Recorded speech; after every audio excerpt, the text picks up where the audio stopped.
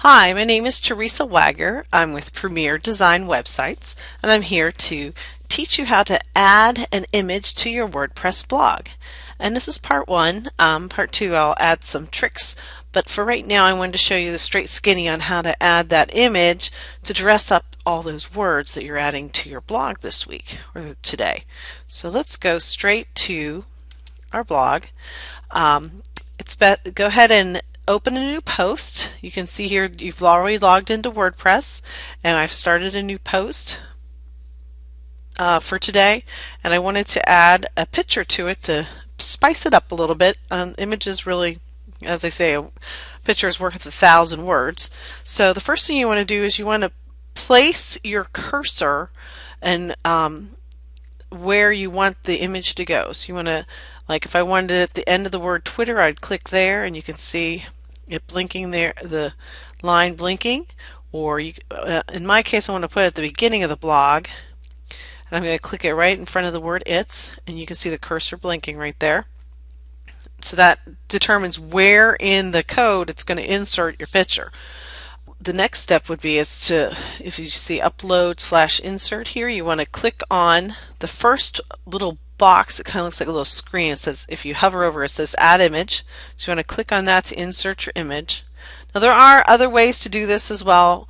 You could already have it in your media file or your media library. You can go click on media library, but I'm going to show you how to do it by selecting a file that's on your hard drive. So we want to click on select file, and I'm going to click on this JPEG right here.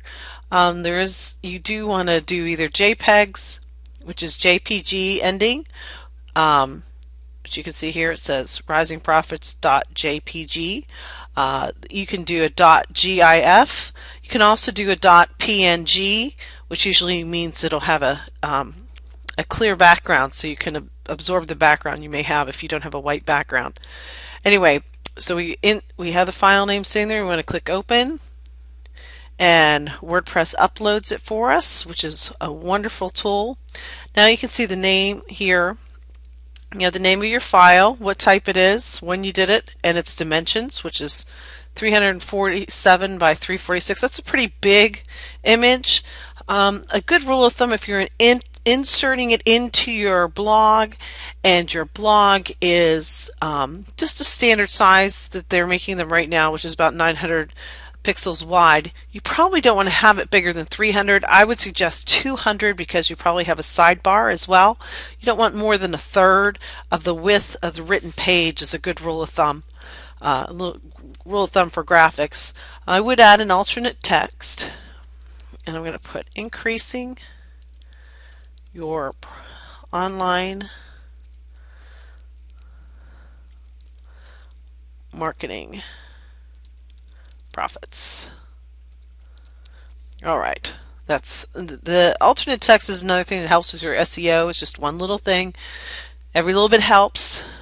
Okay, the link URL tells you where the actual location is on your server, so you can see that this is, there's risingprofits.jpg. Now let's look here. The next section you want to look at is alignment, and you can see here you can do none, which means it would just, depending on what your CSS is, it would determine what it is. If you want to do it to the left, which is what I'm going to, the default is left, and that's what I'm going to leave it as. You can center it or put it to the right. Now the next part is very important, and it's the size.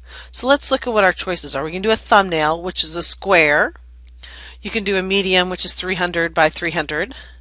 And mind you, if you look at what we have here, our full-size image is 347 by 346, so that's pretty much a square. If it wasn't a square, it would give us the medium would be a little bit off. A thumbnail would be 150 and a medium would be 300. I'm going to go with a medium for right now. I'm going to probably downsize it later, as I'd prefer 200. So let's click on medium.